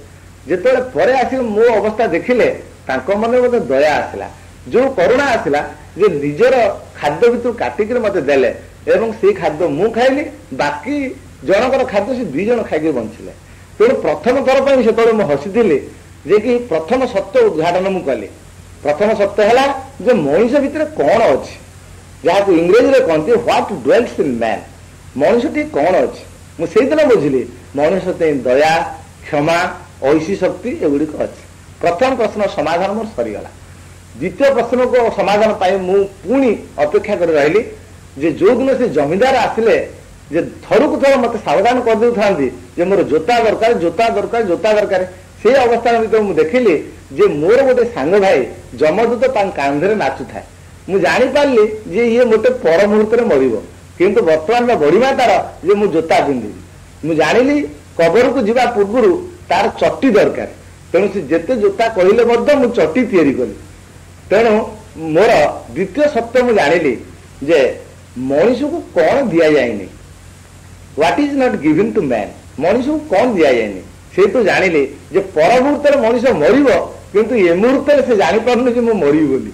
ତେଣୁ ମରିବାର କୋଉଦିନ ମରିବ ଏ ଜାଣିବାର ଅଧିକାର ମଣିଷ ପାଖରେ ନାହିଁ, ନିଜର ମରଣ ଜାଣିବାର ଅଧିକାର ମଣିଷ ପାଖରେ ନାହିଁ। ତେଣୁ ମଣିଷକୁ କଣ ଦିଆଯାଇନି ଏ ଦ୍ୱିତୀୟ ପ୍ରଶ୍ନର ଉତ୍ତର ସେଦିନ ମୁଁ ପାଇଲି। ତେଣୁ ଦ୍ୱିତୀୟ ଥର ହସିଥିଲି। ବର୍ତ୍ତମାନ ତୃତୀୟ ସତ୍ୟ ପାଇଁ ମୁଁ ଅପେକ୍ଷା କରି ରହିଲି। ଯେତେବେଳେ ଏ ଝିଅ ଦୁଇଟି ଓହ୍ଲେଇଲେ ସେତେବେଳେ ଦେଖିଲି ଜଣଙ୍କ ଗୋଡ ଛୋଟା। ମୁଁ ତାଙ୍କ ମାଉସୀକି ପଚାରିଲି ଯେ ଝିଅଙ୍କ ମା କୁଆଡେ ଗଲେ? ସେ ସେଠୁ ମତେ ପୂର୍ବ କଥା କହିଲେ, ମା ମରିଗଲେ, ଗୋଡ ପକେଇଦେଲେ, ଏ ଲୋକଟି ଛୋଟା, ଗୋଟେ ଝିଅଟି ଛୋଟା ହେଇଗଲା। ମୁଁ ସେଠୁ ତୃତୀୟ କଥା ବା ତୃତୀୟ ସତ୍ୟ ଉଦ୍ଘାଟନ କଲି ଯେ ହ୍ୱାଟ ମ୍ୟାନ୍ ଲିଭ୍ ବାୟ, ମଣିଷ କଣ ନେଇ ବଞ୍ଚେ। ମୁଁ ସେଦିନ ଦୟାକରି ତାଙ୍କୁ ଛାଡି ଦେଇଛି, ତାର ମାର ଜୀବନକୁ ଛାଡି ଦେଇ ଯାଇକି ଦଣ୍ଡ ଭୋଗ କରୁଛି। କିନ୍ତୁ ଯେ ମା ମରିସାରିଲା ପରେ ମଧ୍ୟ ଝିଅ ଦିନ ମରିନାହାନ୍ତି। ତାଙ୍କ ମାଉସୀ ତାଙ୍କୁ ନେଇଛି, ହିଫାଜତ କରିଛି, ହୃଷ୍ଟପୁଷ୍ଟ କରିଛି, ଖାଇବାକୁ ଦେଇଛି, ଜୋତା ପାଇଁ ମୋ ପାଖକୁ ଆସିଛି। ତେଣୁ ମଣିଷ ସକାଶେ ବଞ୍ଚେ ତା ନୁହେଁ, ମଣିଷ ଈଶ୍ୱରର କରୁଣାରୁ ବଞ୍ଚେ। ତେଣୁ ତୃତୀୟ ପ୍ରଶ୍ନର ଉତ୍ତର ମୁଁ ପାଇଲି ଯେ ମଣିଷ ବଞ୍ଚେ ସେଟା ନିଜ ପାଇଁ ନାହିଁ ବା ନିଜ ଚେଷ୍ଟାରେ ନୁହେଁ, ବାପ ମାର ଚେଷ୍ଟାରେ ନୁହେଁ, ସେ ଈଶ୍ୱର କରୁଣାରୁ ସେ ବଞ୍ଚେ। ତେଣୁ ତୃତୀୟ ସତ୍ୟ ବର୍ତ୍ତମାନ ଉଦ୍ଘାଟନ କଲି, ସେଟା ହଉଛି ଯେ ମଣିଷ କାହାକୁ ନେଇ ବଞ୍ଚେ। ଏ ତୃତୀୟ ପ୍ରଶ୍ନର ସମାଧାନ ମୋର ସରିଗଲା। ତେଣୁ ମୁଁ 3ଟି ସତ୍ୟ ବର୍ତ୍ତମାନ ଜାଣିଲି। ହ୍ୱାଟ ଡ୍ୱେଲ୍ସ ଇନ୍ ମ୍ୟାନ୍, ମଣିଷଟି କଣ ଅଛି। What is not given to man, ମଣିଷକୁ କଣ ଦିଆଯାଏ ନାହିଁ। ତୃତୀୟ କଥା ହେଲା ହ୍ୱାଟ ମ୍ୟାନ୍ ଲିଭ୍ ବାୟ, ମଣିଷ କଣ ନେଇ ବଞ୍ଚେ। ଶ୍ରେଷ୍ଠତ୍ୱ ହେଲା ମଣିଷ ବଞ୍ଚେ ଈଶ୍ୱରର କରୁଣା। ଯୋଉ ପକ୍ଷୀଟା ଟିକେ ଝାଡିଦେଲା, ବଳରାମ ଦାସ ଗଳି ପଡ଼ିଲେ। ବଳରାମ ଦାସ ଯେତେବେଳେ ସମୁଦ୍ର ଭିତରେ ଗଳି ପଡୁଥାନ୍ତି ସେତେବେଳେ ଜଗନ୍ନାଥ କହିଲେ ଗରୁଡ଼ ଗରୁଡ଼ ଗରୁଡ଼ ତଳୁକୁ ଖସା ତଳୁ ଖସା। ଏରେ ସେ ବଳିଆ ତଳୁକୁ ପଡିଗଲା। ୟା କହି ତା ଗୋଡ ଦିଟାକୁ ମାରି ବସି ଜଗନ୍ନାଥ ଉପରକୁ ଉଠି ଆସିଲେ। କହିଲେ ବଳିଆ ତୁ ଆଜି ସାରିଥିଲୁ ମତେ। ମୁଁ ଯେତେବେଳେ କୁଷ୍ଠ ହେଇଥିଲି ଗୀତାରେ ସମସ୍ତଙ୍କୁ କହିଛି ନ ମେ ଭକ୍ତ ପ୍ରଣଶ୍ୟତି, ମୋ ଭକ୍ତର ବିନାଶ ନାହିଁ। ତୁ ଆଜି ମୋରି ସାଙ୍ଗରେ ଆସି ମରିଥାନ୍ତୁ, ସେ କଥା ହବନି। ତୁ ଆଉ ମୋ ପଛରେ ନ ବସି ମୋ ଆଗରେ ବସ। ଆଉ ତୁ ମତେ ନ କୁଣ୍ଢେଇକିରି ମୁଁ ତେତେ କୁଣ୍ଢେଇକିରି ବସିବି। ସେୟା ହେଲା। ବଳରାମ ଦାସ ଆଗରେ ବସିଲେ, ତାଙ୍କ ପଛକୁ ଜଗନ୍ନାଥ ବଳରାମ ଦାସକୁ କୁଣ୍ଢେଇକିରି ବସିଲେ, କାଳେ ପୁଣି ଗଳି ପଡିବ। ଏ କଥାର ଗୋଟେ ତାତ୍ପର୍ଯ୍ୟ ଅଛି। ଭକ୍ତ ଭଗବାନଙ୍କୁ ବେଳେ ବେଳେ କୁଣ୍ଢେଇବାକୁ ଚେଷ୍ଟା କରେ, କିନ୍ତୁ ଯେତେବେଳେ ଉପଯୁକ୍ତ ଭକ୍ତ ସେ ହେଇସାରେ ସେତେବେଳେ ଭଗବାନ ଭକ୍ତକୁ କୁଣ୍ଢାନ୍ତି। ଯେମିତି ଭାଗବତର ଗୋଟେ ସୁନ୍ଦର କଥାଟିଏ ଅଛି, ସକଳ ଦେହେ ନାରାୟଣ ବସନ୍ତି ଅନାଦି କାରଣ, ସେ ନାରାୟଣ ଦେହେ ଯେତେ ବସନ୍ତି ଭାବ ଅନୁଗତେ। ତେଣୁ ଭକ୍ତର ଭାବ ଅନୁସାରେ ଭଗବାନ ବି ଭକ୍ତକୁ ମାଟି ବସି ଧରିକିରି ସଂସାରରୁ ମୁକ୍ତି ଦେବା ପାଇଁ ବାଟ ସ୍ଥିର କରନ୍ତି। ବଳରାମ ଦାସ ଆଗରେ ବସିଲେ, ଜଗନ୍ନାଥ ତାଙ୍କୁ କୁଣ୍ଡେଇକି ଧରିଲେ। ଆଉ ଜଗନ୍ନାଥ ଯୋଉଠି ଯାଆନ୍ତି ତାଙ୍କୁ ଗୋଟେ ରୂପା ଝରିରେ ପାଣି ସାଙ୍ଗରେ ନେଇକି ଯାଆନ୍ତି। ଯେମିତି ଆମ ୱାଟର ବଟଲ ବର୍ତ୍ତମାନ ନେଇକି ଯାଉଛେ, ସେମିତି ଜଗନ୍ନାଥଙ୍କ ରୂପା ଝରିରେ ପାଣି ଯାଏ, ନେଇ ଯାଉଥାନ୍ତି। ଯେତେବେଳେ ଜଗନ୍ନାଥ ବଳରାମ ଦାସକୁ କୁଣ୍ଢେଇବେ, ରୂପା ଝରିଟାକୁ କହିଲେ ବଳିଆ ଏଇଟାକୁ ତୁ ଧରିଥିଲେ ସେ ଦି ଜଣ ଯାଇ ଲଙ୍କାରୁ ଓହ୍ଲେଇ ପଡ଼ିଲେ। ଦେଖିଲେ ବିଭୀଷଣ ଫୁଲହାର ଧରି ଠିଆ ହେଇଛନ୍ତି। ଜଗନ୍ନାଥ କହିଲେ ବିଭୀଷଣ ଆଜି ତମର ଅତିଥି ହଉଛନ୍ତି ଇଏ ବଳରାମ ଦାସ, ଇଏ ଫୁଲହାର ହଉଛି ତାଙ୍କର ପ୍ରାପ୍ୟ। ଜଗନ୍ନାଥଙ୍କ କଥା ଅନୁସାରେ ବଳରାମ ଦାସଙ୍କ ବେକରେ ଫୁଲହାର ପଡ଼ିଲା। ଜଗନ୍ନାଥ କହିଲେ ମୁଁ ଏଇଠି ରହୁଛି, ଇଏ ବଳିଆକୁ ନେଇକିରି ଲଙ୍କା ସାରା ବୁଲେଇକିରି ଆଣେ, ସେ ଯାହା କହିବ ତାକୁ ଦବ। କଥା ଠିକ ହେଲା। ସେଠୁ ବଳରାମ ଦାସକୁ ସାଙ୍ଗରେ ନେଇକିରି ବିଭୀଷଣ ଲଙ୍କା ସାରା ବୁଲେଇଲେ। ପଚାରିଲେ ଏ ଲଙ୍କାରୁ କଣ ତମ ନବାର ଇଚ୍ଛା ଅଛି ନେଇଯା। ବଳରାମ ଦାସ କହିଲେ ମୋର କଣ ଦରକାର, ମୋର ଜଗା ଅଛି ମାନେ ସବୁ ଅଛି, ଯାହା କହିବି ସେୟା ମିଳିବ। ଏଇଠୁ କଣ ନେଇକିରି ଯିବି ମୁଁ ଏ ପଥର ଗୁଡାକ, ମୁଁ କିଛି ନେବି ନାହିଁ। ବାଧ୍ୟ କଲେ ବିଭୀଷଣ, କହିଲେ କିଛି ଗୋଟେ ସଂକେତ ନେଇକି ଯାଆନ୍ତୁ। ଶେଷରେ ସେୟା ହେଲା। ବଳରାମ ଦାସ କହିଲେ ତମର ଏଇଠି ଯୋଉ କଳା ମଲ୍ଲି ଫୁଲ ଗୁଡ଼ିକ ଫୁଟିଛି ତା ଦେହରୁ ପୁଳାଏ ମତେ ଦିଅ, ମୁଁ କାଲି ସକାଳୁ ଜଗନ୍ନାଥଙ୍କୁ ବେଶ କରିବି। ଗାମୁଛା ପାତିଦେଲେ, ଗାମୁଛା ଦେହରେ କଳା ମଲ୍ଲି ଫୁଲ ଗୁଡ଼ିକ ବାନ୍ଧିଲେ, ବାନ୍ଧିକିରି ଧରିକିରି ଆସ୍ତେ ଆସ୍ତେ ଆସିଲେ। ସେଠୁ ଜଗନ୍ନାଥ କହିଲେ ଆଜି ଆଉ କିଛି କାର୍ଯ୍ୟକ୍ରମ ନାହିଁ, ମୋ ବଳିଆକୁ ନେଇ ତା ଘରେ ଛାଡ଼ିବା ମୋର କାମ। ବଳରାମ ଦାସ ଆଗରେ ବସିଲେ, ତାଙ୍କ ପଛରେ ବସିଲେ ଜଗନ୍ନାଥ। ଜଗନ୍ନାଥ ବଳରାମ ଦାସକୁ କୁଣ୍ଡେଇକି ଧରିଲେ, ଗରୁଡ଼ ଉଡ଼ିଲା। ଯେମିତି ପାଖ ହେଇଗଲା ପୁରୀ, ସେ ବଳରାମ ଦାସ କହିଲେ ଦେଖେ ଜଗା, ମୁଁ ଶ୍ରୀମନ୍ଦିରକୁ ଯାଇପାରିବି ନାହିଁ, ତୁ ସେଠୁ ପଳେଇବୁ ମନ୍ଦିର ଭିତରକୁ, ମୁଁ ଏକୁଟିଆ ଆସି ମତେ ଡର ମାଡ଼ିବ, ମୋ କୁଡ଼ିଆ ଦୁଆର ମୋର ମତେ ଛାଡ଼ିକି ତୁ ଯା। ଗରୁଡ଼ ବାଧ୍ୟ ହେଇକି ସେଠୁ ଓହ୍ଲେଇଲା। ବଳରାମ ଦାସ ଗଲେ, ଜଗନ୍ନାଥ ମନ୍ଦିରକୁ ଗଲେ। ସକାଳୁ ଉଠିଲା ବେଳକୁ ପୁରୀ ସାରା ହଇଚଇ ବଡ଼ ଦାଣ୍ଡରେ ଜଣା ପଡ଼ିଲା। ଯୌମୁଦ ଖୋଲା ହେଲା ଦେଖାଲା ରୂପା ଝରି ନାହିଁ, କାଲି ଚୋରି ହେଇଯାଇଛି। ସମସ୍ତେ ଏକାଠି ହେଇକରି ଖବରଟା ଯାଇକରି ପହଞ୍ଚିଲା ରାଜାଙ୍କ ପାଖରେ। ସେତେବେଳେ ରାଜା ଥାନ୍ତି ପ୍ରତାପ ରୁଦ୍ରଦେବ, ଭାରି କଠୋର ଲୋକ, ସେ ଭାରି କଠୋର ଶାସନ ତାଙ୍କର। ରାଜା ଯେତେବେଳେ କଥା ଶୁଣିଲେ, କୋଷମୁକ୍ତ ତରବାରୀରେ ଖାଲି ଏପାକ ସେପାକ ହଉଛନ୍ତି, କିଏ ଚୋରି କରି ତାକୁ ଦଣ୍ଡ ଦେବେ। ବଳରାମ ଦାସ ଆଖି ବଳି ବଳି ଆସି ପହଞ୍ଚିଲେ ବଡ଼ ଦାଣ୍ଡରେ। କହିଲେ ଏଠି କଣ ଗହଳ ତିହଳ, ଏଠି କଣ କଥା? ନା ଜଗନ୍ନାଥଙ୍କର ରୂପା ଝରି କାଲି ଚୋରି ହେଇଯାଇଛି। ନା ଏଇ କଥା, ସେ ପରା ଆମ ଘରେ ଥୁଆ ହେଇଛି। ଆଉ କାଲି ପରା ଜଗନ୍ନାଥ ମୁଁ ଦି ଜଣ ଯାକ ଯାଇଥିଲୁ ଲଙ୍କା, ଆଉ ସେ ମତେ ଦେଇଥିଲେ ଧରିବାକୁ, ମୁଁ ତାଙ୍କର ନବାକୁ ମନ ନାହିଁ, ସେ ପଡ଼ିଛି। ଲୋକ ଦୌଡ଼ିକି ଗଲା, ରୂପା ଝରି ପ୍ରକୃତ ଆସିଲା, ତାକୁ ବାନ୍ଧିକିରି ବଳରାମ ଦାସକୁ ପ୍ରତାପ ରୁଦ୍ରଙ୍କ ପାଖକୁ ନିଆଗଲା।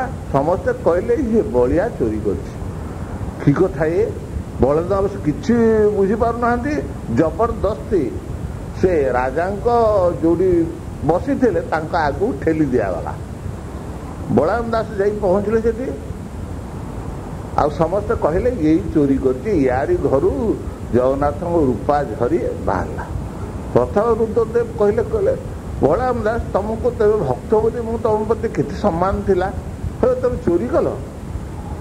ଇଏ କହିଲେ କି କଥା, ମୁଁ ଚୋରି କାହିଁ କରିବି? ଜଗନ୍ନାଥ ବୋଉ ଦି ଜଣ ଯାକ କାଲି ରାତିରେ ଗରୁଡ଼ ଉପରେ ବସିକି ଯାଇଥିଲୁ, ଆଉ ଲଙ୍କାରେ ବିଭୀଷଣଙ୍କ ଦେଖା କରି ଆମ ବୁଲି ବୁଲିକି ଫେରିଲୁ। ରୂପା ଝରିଟା ମତେ ଦେଇଥିଲେ, ମୁଁ ତାକୁ ଫେରିବାକୁ ମନେ ନାହିଁ, ମୁଁ ମୋ କୁଡ଼ିଆକୁ ଚାଲି ଯାଇଛି। ଆଉ ଚୋରି କଲି କେତେବେଳେ? ତମେ ତ ଯୌମୁଦ ଥିଲା, ମୁଁ ଚୋରି କଲି କେତେବେଳେ? କେହି ଶୁଣିଲେ ନା। ସେ ପ୍ରତାପ ରୁଦ୍ରଦେବ କହିଲେ ବଳରାମ ଦାସ ତମେ ରାତି ଅଧରେ ଭାଙ୍ଗ ଟେଳାଏ ପକେଇଛ କି? ହଇଓ ତେମେ କିଏ, ଗରୁଡ଼ କିଏ, ଜଗନ୍ନାଥ କିଏ, ଲଙ୍କା କିଏ? ତମେ ଯାଇଥିଲ କହୁଛ, ତେବେ ଭାଙ୍ଗ ଅଧିକା ଖାଇଦେଇଛ। ନା ମୁଁ କିଛି ଭାଙ୍ଗ ଫାଙ୍ଗ ଖାଇନାହିଁ। ଇଏ ସତ କଥା ମିଛ କଥା ଏ କଥା କ'ଣ ଆପଣ ହୃଦୟଙ୍ଗମ କରିପାରୁନାହାନ୍ତି? ଆପଣ ରାଜା ହେଇପାରୁନାହାନ୍ତି। ପ୍ରତାପ ରୁଦ୍ରଦେବ କହିଲେ ଯଦି ତମ ଦରକାର ଥିଲା କିଛି ତୁମେ ଚୋରି କଲ କାହିଁ ମତେ କହିଲନି? ରାଗିଗଲେ ବଳରାମ ଦାସ, କହିଲେ କ'ଣ କହିଲ? ମୁଁ ତମକୁ ମାଗିଥାନ୍ତି ଜଗନ୍ନାଥ, ମୁଁ ଯାହା ମାଗିବି ସେ ସେଇଆ ଦେବେ। ମୁଁ ଏତେ ଦରିଦ୍ର ହିଁ ନେଇ ଯେ ତମରି ମାନଙ୍କ ପାଖରେ ପ୍ରବୃତ୍ତିବଶ ଲୋକ ପାଖରେ ହାତ ପତେଇ ମାଗିବି। ମାଗିବାର ହେଲେ ମୁଁ ଜଗନ୍ନାଥ ମାଗିବି। ତୁମେ ମନା କରୁଛ ମୁଁ ଯାଇନି, ଲଙ୍କାକୁ ଯାଇନି ବୋଲି କହୁଛ। ଦେଖିବ ଗାମୁଛା ତ ଫିଟେଇ ଦେଲେ, କହିଲେ ତମ ରାଜ୍ୟ ଭିତରେ କଳା ମଲ୍ଲି ଫୁଲ କୋଉଠି ଅଛି ଦେଖେଇଲ? ଲଙ୍କାରୁ ଆକୁ ବିଭୀଷଣ ମତେ ଦେଇଛି, ଆଜି ପୂଜା କରିବି ନେଇକରି ଜଗନ୍ନାଥଙ୍କ ପାଖରେ। ସମସ୍ତ ଆଖିରେ ଦେଖିଲେ ଯେ କଳା ମଲ୍ଲି ଫୁଲ ଗୁଡ଼ିଏ ଥୁଆ ହେଇଛି, ଗାମୁଛାରେ ବନ୍ଧା ହେଇଛି, ସୁବାସିତ। ପ୍ରତାପ ରୁଦ୍ରଦେବ ନିଜେ ଶଙ୍କି ଗଲେ, କହିଲେ ଭକ୍ତକୁ ଯୋଉ ଦଣ୍ଡ ଦେଇକି ଯୋଉ କଥା କଲି ଜଗନ୍ନାଥ ମତେ କେବେ କ୍ଷମା କରିବେ ନାହିଁ। ବଡ଼ ପଣ୍ଡାଠୁ ଆରମ୍ଭ କରି ସମସ୍ତେ ଦେଖୁଥାନ୍ତି। ପ୍ରତାପ ରୁଦ୍ରଦେବ ହାତ ଯୋଡ଼ି କହିଲେ ହେ ଭକ୍ତ ଶ୍ରେଷ୍ଠ, ମୁଁ ଜାଣିପାରିନଥିଲି ବଡ଼ ଅପରାଧ କରିଛି, ଆପଣଙ୍କୁ ଚୋର ବୋଲି କହିଛି। ଜଗନ୍ନାଥ ମତେ କେବେ କ୍ଷମା କରିବେ ନାହିଁ। ଆପଣ ଦୟାକରି ଆଗେ ଆଗେ ଚାଲନ୍ତୁ, ଆପଣ ପଛେ ପଛେ ମୁଁ ଯିବି। ବଳରାମ ଦାସ କହିଲେ କ୍ଷମା କରିବାର କ୍ଷମତା ମୋର କ'ଣ ଅଛି, ଚାଲ ଜଗନ୍ନାଥ ପାଖକୁ ଯିବା। ଆଗରେ ବଳରାମ ଦାସ, ପଛରେ ପ୍ରତାପ ରୁଦ୍ରଦେବ। ସେ ଗରୁଡ଼ ସ୍ତମ୍ଭ ପାର ହେଇକରି ଭିତରକୁ ଯେତେବେଳେ ଗଲେ, ହାତ ଯୋଡ଼ିକରି ବଳରାମ ଦାସ ଠିଆ ହେଇକରି କହିଲେ ମୋ ଜଗାରେ ମୋତେ ଏଇ ଦୁଃଖ ଦେବାକୁ ତୋର ଥିଲା, ସାଙ୍ଗରେ ତ ନେଲୁ ଡେଳୁ ଯାହା କଲୁ କଲୁ, ଯେଉଁ ଅବସ୍ଥା ହେଲା ଏବେ ମତେ ଦଣ୍ଡ ଦଉଛି ଏଇ କଥା। ପ୍ରତାପ ରୁଦ୍ରଦେବ ହାତ ଯୋଡ଼ିକରି ଜଗନ୍ନାଥଙ୍କୁ ଅନେଇଲେ। ଦେଖାଗଲା ଜଗନ୍ନାଥ ଓଠରେ ସରୁ ହସଟିଏ ଯେମିତି କହିଦଉଛି ଯେ ବଳରାମ ଦାସଙ୍କ ସାଙ୍ଗରେ ସେ କେମିତି ଲଙ୍କା ଯାଇଥିଲେ, ଏବଂ ଜଗନ୍ନାଥଙ୍କ ମୁଣ୍ଡରେ ଥିବା ଫୁଲ ଧୀରେ ଖସି ପଡ଼ିଲା। ମୁଣ୍ଡ ନୁଆଇଥିଲେ ବଳରାମ ଦାସ, ଫୁଲଟି ଖସିକିରି ବଳରାମ ଦାସଙ୍କ ମୁଣ୍ଡ ଉପରେ ପଡ଼ିଲା। ବଳରାମ ଦାସ ଦ୍ୱାପର ଯୁଗରେ ଭଗବାନ ଶ୍ରୀକୃଷ୍ଣଙ୍କର ନାତି ଥିଲେ। ଏଇ ଜନ୍ମରେ କଳି ଯୁଗରେ ସେ ବଳରାମ ଦାସ ହେଇକି ଜନ୍ମ ନେଇଛନ୍ତି। ଏ କଥା କୃଷ୍ଣ ଜାଣନ୍ତି, ବଳରାମ ଦାସ ଜାଣନ୍ତି, ଜଗନ୍ନାଥ ବି ଜାଣନ୍ତି, ଲକ୍ଷ୍ମୀ ମଧ୍ୟ ଜାଣନ୍ତି। ବଳରାମ ଦାସ ପ୍ରତିଦିନ ଯାଆନ୍ତି ମନ୍ଦିରକୁ, ଜଗନ୍ନାଥଙ୍କ ପାଖରେ ମୁଣ୍ଡିଆ ମାରନ୍ତି। ବେଢ଼ା ବୁଲିକିରି ଆସିଲା ବେଳକୁ ଲକ୍ଷ୍ମୀଙ୍କ ପାଖକୁ ଯାଆନ୍ତି, ଟିକେ ଚାହିଁଦେଇ କହନ୍ତି ଟେରିଲୋ ଜୁହାରେ ମୁଁ ଯାଉଛି। ତା ପରଦିନ ଆସନ୍ତି ସେଇ କଥା, ଟେରିଲୋ ଜୁହାରେ ମୁଁ ଯାଉଛି। ଲକ୍ଷ୍ମୀ ଏଥିରେ ଭାରି ରାଗିଗଲେ, କହିଲେ ବଳିଆ ଆମେ ସ୍ୱାମୀ ସ୍ତ୍ରୀ କରେଇଦବନି, ରାତି ହେଲେ ସବୁବେଳେ ଜଗିକି ବସିଛି, ଇଏ ଜଗନ୍ନାଥ ସବୁବେଳେ ତା ସାଙ୍ଗରେ ଯାଇକରି କୋଉଠି ଚୋରି କରୁଛନ୍ତି, କୋଉଠି ପଣସ ଖାଉଛନ୍ତି, କୋଉଠି କଦଳୀ ଖାଉଛନ୍ତି, ଇଏ ହଉଛି ସ୍ୱାମୀ ସ୍ତ୍ରୀ ଭିତରେ ସମ୍ପର୍କ ଇଏ କରେଇଦବନି। ଇଏ ବଳିଆ ଦିନେ କହିଲେ ତୁ ଖା ସେ ଟେରି ଟେରି ମତେ କହୁଛୁ, ମୁଁ ତତେ ଅଭିଶାପ ଦଉଛି, ତୁ ଅପନ୍ତରାରେ ମରିବୁ ବଳିଆ, ଅପନ୍ତରାରେ ପଡ଼ିକିରି ମରିବୁ। ସେୟା ହେଲା। ଖୁବ୍ ଦୂରରେ ବଳରାମ ଦାସ ଥିଲେ। ଦେହ ଯେତେବେଳେ ଶେଷ, ଦେହ ଖରାପ ଥିଲା, ଯେତେବେଳେ ଶେଷ ଅବସ୍ଥା ଆସିଲା, ଧୀରେ ଧୀରେ ସେ ଆସୁଛନ୍ତି ଜଗନ୍ନାଥ ଦର୍ଶନ କରିକିରି ଶେଷ ଜୀବନ ଛାଡ଼ିବେ। ସମଗରା ପାଟ ଭିତରେ ପଡ଼ିଗଲେ, ଆଉ ଉଠି ପାରିଲେ ନାହିଁ। ହାତ ଯୋଡ଼ିକିରି କହିଲେ ଜଗାରେ ମୋ ଶେଷ ଜୀବନ ଆସି ପହଞ୍ଚିଲା, ସବୁଦିନ ତ ଯାଉଥିଲେ ସାଙ୍ଗ ହେଇ ବୁଲୁଥିଲେ, ଏବେ ଶେଷ ଜୀବନରେ ଟିକେ ଦେଖା କରିବା ପାଖକୁ ଆସିବୁ ନାହିଁ, ମୁଁ ଟିକେ ଦେଖିବି ନାହିଁ ମଲାବେଳକୁ। ଯଦି ଆସିବ ସାଙ୍ଗରେ ଟିକେ ଲକ୍ଷ୍ମୀ ଧରିକି ଆସିବ। ଭକ୍ତର ଡାକ ଭଗବାନ କେବେ ତାକୁ ଟାଳି ପାରିବେ ନାହିଁ। ଗରୁଡ଼ ଉପରେ ବସି ଲକ୍ଷ୍ମୀ ନାରାୟଣ ଦି ଜଣ ଯାକ ଆସିଲେ, ଓହ୍ଲେଇ ପଡ଼ିଲେ ଯୋଉଠି ସମଗରା ପାଟ ଭିତରେ ପଡ଼ିଥାନ୍ତି ବଳରାମ ଦାସ, ସେଇ ଠିଆ ହେଇଗଲେ। ଲକ୍ଷ୍ମୀ ସେ ଅବସ୍ଥାରେ ମଧ୍ୟ କହିଲେ ବଳିଆ ମୁଁ ଯୋଉ ଅଭିଶାପ ଦେଇଥିଲି ଫଳିଲା ଦେଖୁଛୁ, ତୁ ଶ୍ରୀମନ୍ଦିରକୁ ଯାଇପାରିଲୁ ନାହିଁ, ଏଇଠି ଅଧବାଟରେ ପଡ଼ିକରି ମରୁଛୁ ସମଗରା ପାଟ ଭିତରେ। ଶେଷ ଅବସ୍ଥାରେ ମଧ୍ୟ ବଳରାମ ଦାସ ଟିକେ ହସିକିରି କହିଲେ, ଟେରିଲୋ ତ ଏବେ ମଧ୍ୟ ତୋର ମୁଣ୍ଡରେ ବୁଦ୍ଧି ହେଲା ନାହିଁ? କହିଲ ତୁ ଯୋଉଠି ଅଛୁ, ଜଗନ୍ନାଥ ଯୋଉଠି ଅଛି, ଶ୍ରୀମନ୍ଦିର ଆଉ କେତେ ଦୂର କହିଲୁ? ଆଉ ମନ୍ଦିର ଭିତରେ ଆଜ୍ଞା କିଏ ଅଛି? ତୁ ଯୋଉଠି, ଜଗନ୍ନାଥ ଯୋଉଠି, ମନ୍ଦିର ସେଇଠି। ମୁଁ ତ ମନ୍ଦିରରେ ମରୁଛି, ତୁ ଆଗରେ ମରୁଛି, ଆଉ ତୁ କି ଅଭିଶାପ ଦେଇଥିଲୁ? ଜଗନ୍ନାଥ ଟିକେ ହସିଦେଲେ, କହିଲେ ଲକ୍ଷ୍ମୀ ତମେ ବଳିଆଠ ହାରିଗଲ। କୃଷ୍ଣ ଭାବରେ ପାଗଳିନୀ ମୀରାବାଇ ଥରେ ଗୋଟେ ପଦ ଲେଖିକିରି ଗୋସ୍ୱାମୀ ତୁଳସୀ ଦାସଙ୍କ ପାଖକୁ ପଠେଇଲେ। ପଦଟି ଥିଲା, ଶ୍ରୀରାମ ବୈଦେହୀ ଯାର ପ୍ରାଣ ପ୍ରିୟ ନୁହେଁରେ। ଏଇ ପଦଟି ଲେଖି ପଠେଇଥିଲେ। ତାଙ୍କ ଉଦ୍ଦେଶ୍ୟ ଥିଲା ଏ ପଦଟିକୁ ସେ ପୂରଣ କରିକି ଦେବେ। ଗୋସ୍ୱାମୀ ତୁଳସୀ ଦାସ ପଦ ପୂରଣ କରି ଲେଖିଲେ, ଶ୍ରୀରାମ ବୈଦେହୀ ଯାର ପ୍ରାଣ ପ୍ରିୟ ନୁହେଁରେ, ଯେତେ ସ୍ନେହ ଥାଉ ତାର ବୈରୀ ସେ ପରାଣର, ତାରେ ତେଜିବାରେ ସାର ବିଚାରି ମୁଁ କହେରେ। ପ୍ରହ୍ଲାଦ ତେଜିଲା ପିତା, ବିଭୀଷଣ ତେଜେ ଭ୍ରାତା, ଭରତ ତେଜିଲେ ମାତା, ନ ଜାଣେ ତା କିଏରେ। ନିଜ ଗୁରୁ ତେଜେ ବଳି, କାନ୍ତ ତେଜେ ବ୍ରଜବାଳୀ, ଯଶ ତାଙ୍କ କେବା କଳି, ପାରିବଟି ମୁହଁରେ। ବନ୍ଧୁ ଗୁରୁ ସେବା ଭବେ, ରାମେ ନାହିଁ ସ୍ନେହ ଯେବେ, ତେଜିବେ ତାରେ ସରବେ, ଭବ ମାୟା ମୋହରେ। ଆଖି ଯାର ଯାଏ ଫୁଟି, ଅଞ୍ଜନ ତା କି ହେବଟି, ଆଉ କିବା କହିବିଟି, ବୁଝା କି ନ ଯାଏ ରେ। ତୁଳସୀ କହେ ବିଚାରି, ଶ୍ରୀରାମ ଚରଣ ସ୍ମରି, ପଦେ ତାଙ୍କ ମନ ଡୋରି, ଲଗାଇ ଯେ ଦିଏରେ। ସେହି ସେ ପରମ ହିତ, ସେହି ପୂଜ୍ୟ ପୁଣ୍ୟବ୍ରତ, ପ୍ରାଣ ପ୍ରିୟ ସେ ଭକତ, ମନ ତାରେ ଚାହେଁରେ। କହିବା ବାହୁଲ୍ୟ ଯେ ମୀରାବାଇ ଏହି କବିତା ପାଇ ସଂସାର ଛାଡ଼ି ସନ୍ନ୍ୟାସିନୀ ହୋଇ ବାହାରିଗଲେ। ତାଙ୍କର ପ୍ରଧାନ ଗୀତ ବସ୍ତୁ ଥିଲା, ଗିରିଧାରୀ ଗୋପାଳ ସେ ପ୍ରାଣ ପ୍ରିୟ ମୋର, ଆଉ ଯେତେ ଏ ଜଗତେ ସମସ୍ତେ ଇତର। ତାଙ୍କର ପ୍ରତ୍ୟେକ ଗୀତର ଶେଷ ପଂକ୍ତିରେ ସେ ଲେଖିଥାନ୍ତି, मेरे तो गिरिधर नागर, दूसरे ना कोई। मेरे तो गिरिधर नागर, दूसरे ना कोई। मेरे तो गिरिधर नागर।